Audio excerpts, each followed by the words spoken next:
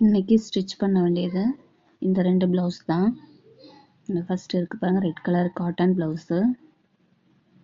Next இந்த சாரியில் உள்ள ப்ளவுஸ் ஸ்டிச் பண்ணணும் இன்னைக்கு. ஆனால் இன்னைக்கு இதை நம்ம ஸ்டிச் பண்ண முடியாது, ஏன்னா இங்கே வந்து கரண்ட் இல்லை. ஸோ நாளைக்கு தான் இதை ஸ்டிச் பண்ண போகிறேன். இப்போ இதில் என்ன பார்க்கலான்னா, ப்ளவுஸை சாரியிலேருந்து கட் பண்ணி எடுக்கலாம். அது எப்படி கிராஸ் இல்லாமல் கட் பண்ணி எடுக்கலான்னு பார்க்கலாம்.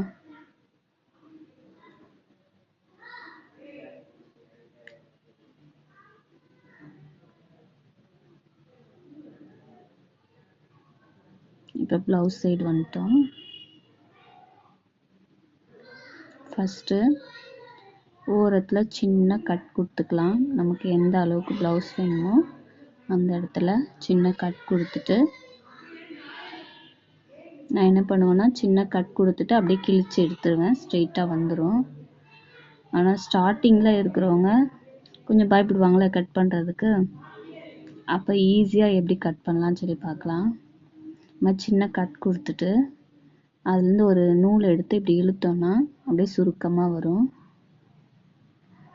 இது வந்து கிராஸ் போகாது, நமக்கு கரெக்டாக ஸ்ட்ரெயிட்டாக வரும்.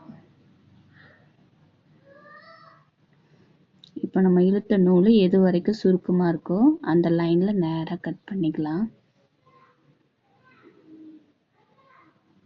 இந்த வீடியோவில் உங்களுக்கு சரியாக தெரியல, நம்ம நேரில் எடுக்கும்போது அந்த சுருக்கம் நல்லா தெரியும்.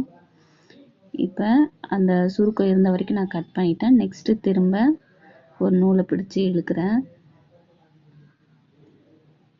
திரும்ப இப்போ மேலே சுருக்கம் இருக்கும். இப்போ அந்த லைன் வரைக்கும் நம்ம கட் பண்ணிடலாம்.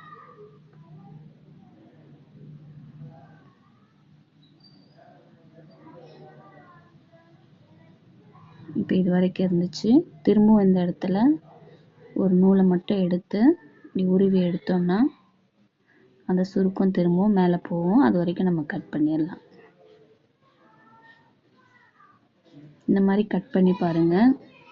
ஓரத்தில் நம்ம முந்தி அடிப்போம்ல, அதுலேயும் இதே மாதிரி கிராஸ் எடுக்க தெரிலனா இந்த மாதிரி நூலை எடுத்து கட் பண்ணோன்னா நல்லா சுருக்கமாக வராமல் ஓரம் ஈஸியாக அடிக்கலாம். ட்ரை பண்ணி பாருங்கள்.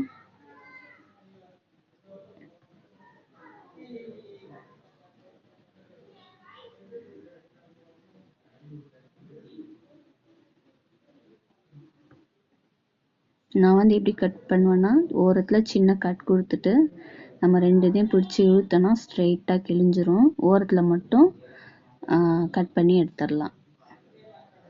இந்த மாதிரி கட் பண்ணோன்னா நமக்கு ஓரம் ஸ்டிச் பண்ணும்போது சுருக்கம் கிராஸ்லாம் இழுக்காமல் லாஸ்ட் வரைக்கும் நமக்கு கரெக்டாக வரும் ஸ்டிச் பண்ணுறதுக்கு.